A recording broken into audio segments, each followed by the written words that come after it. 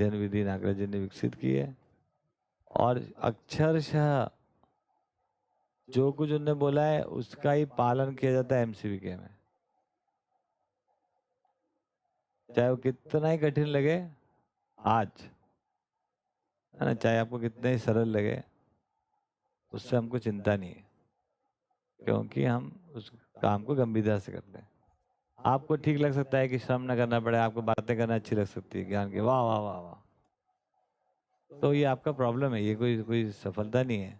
ज्ञान की बातें करो, काम का काम करो, क्योंकि श्रम से समृद्धि है, समाधान से सुख है, तो वो ज्ञान की बातें भी होंगी, उसके लिए भी टाइम निकालना पड़ेगा और श्रम भी करना पड़ेगा, फावड़ा उठाना पड़ेगा। अगर कोई बोल रहा है कि एमसीक्यू में केवल फावड़ा उठाते हैं, आप उठवाओ किसी से, लाख रुपए देके उठवाओ तो सही एक बार, और खासकर अपने बीवी बच्चे से उठवाओ, को उठाता है? इतना आसान नहीं है। जब तक उसको समझ में नहीं आएगा तब तक वो खुद ही नहीं उठता, फावड़ा तो बहुत दूर की बात। अनिश भैया गवाह है इस बात के।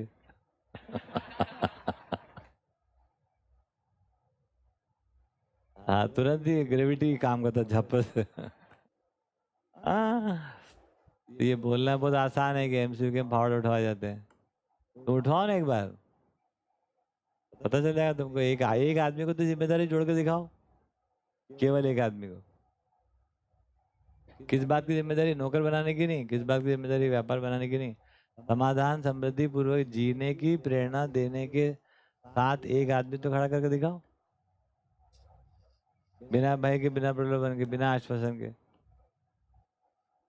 ठीक, तो आदमी को समझे बिना हम कुछ भी बातें कर सकते हैं, हम आदमी का अपमान नहीं कर रहे। यदि आप ये सब बोल रहे हो कि एमसीक्यू में जाके लोग फावड़े उठाते हैं, तो आप आदमी को नहीं समझे हो। आदमी ने फावड़े उठाया, हमारे छोड़ छाड़ के भाग के नौकरी व्यापार में पहुंच गया, अमेरिका पहुंच गया, चांद पे पहुंच गया, फावड़े उठाएगा वो, है ना? कुछ काम करेगा तभी जब उसको कुछ दिखेगा इसमें पर्पस, है ना, उद्देश्य के साथ। तो अब वो कठिन हो चाहे सरल हो, अपन ने सोचा है कि क्या कठिन है क्या सरल, है ना, छोड़ो ये सब कठिन सरल, क्या सस्ता और क्या महंगा। नागराजन दोनों चीजें अपने सामने हल कर दी। उनका एक डायलॉग ही है, खरीद लिया तो सस्ता।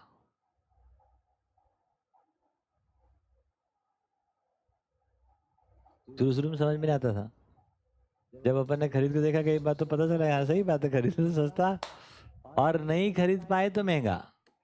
नमस्कार जी, जय हो। खरीदने से हर चीज सस्ती, नहीं खरीद पाने से महंगी। दूसरा सरल और कठिन, इसको भी हल कर दिया। समझ गए तो सरल, कर लिए जी लिए तो और सरल। आप समझो, समझ गए तो सरल, आप कुछ कर पाए जी लिए तो और सरल, नहीं समझ पाए तो कठिन। अच्छा, आप अगर कठिनाई से डर रहे हो, उसका मतलब है कि आपको समझ में नहीं आया, और नहीं तो क्या है? कौन सा काम कठिन जो आपको समझ में नहीं आता है? क्योंकि उसके लिए आपका मन तैयार नहीं है ना। तो चंद्रमा पे भी यान भेजी दिया ना अपन ने, कौन सा कठिन है वो? अपने को समझ में नहीं आया कैसे भेजा तो अपने लिए बहुत कठिन है, पत्थर नहीं जाता अपना तो छत पे।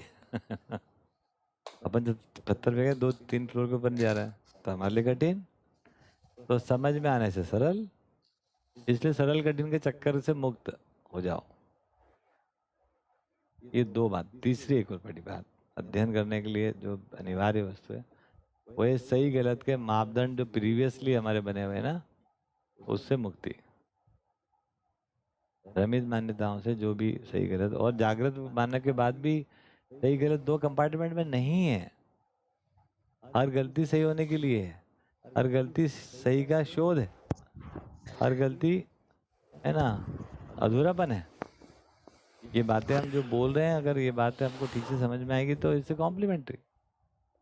एक बच्चा और एक माँ, अगर माँ सही जी रही तो बच्चा कुछ भी कर रहा है, तो कोई दो ध्रुव थोड़ी हो गए जिसमें वाद विवाद होगा, लड़ने झगड़ने की बात हो रही है, वहाँ तो होना नहीं हो रही, कॉम्प्लीमेंट्री हो। तो बच्चा जैसे जीना चाहता है माँ वैसे जीती है, बच्चा ऐसा जीने में योग्य नहीं है, यदि माँ समझदार है तब बात हो रही है ना। बच्चा जैसा जीना चाहता है माँ वैसे जीती है, समझदार होकर। बच्चा योग्य नहीं है, तो अब तो कॉम्प्लीमेंट्री शिप हो गई, वहाँ क्या हो गया ऐसा? तो ये तीसरा जो घाट है जिसको हम लोग कह रहे हैं कि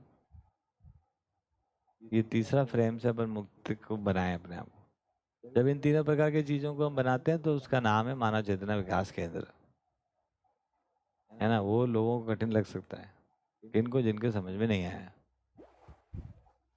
और यहाँ रहकर भी कठिन लग सकता है, क्योंकि समझ में नहीं आने से कठिन, समझ गए तो सरल। एक ये